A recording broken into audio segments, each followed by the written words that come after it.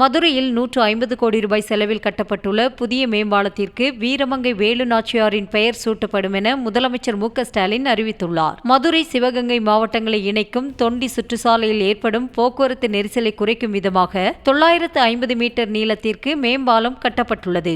இதனை நாளை முதல் மக்கள் பயன்பாட்டிற்கு முதலமைச்சர் திறந்து வைக்க உள்ள நிலையில், வெள்ளையரிடமிருந்து சிவகங்கை மீட்ட வேலு நாச்சியாரின் பெயர் பாலத்திற்கு சூட்டப்படுவதாக அறிவிக்கப்பட்டுள்ளது.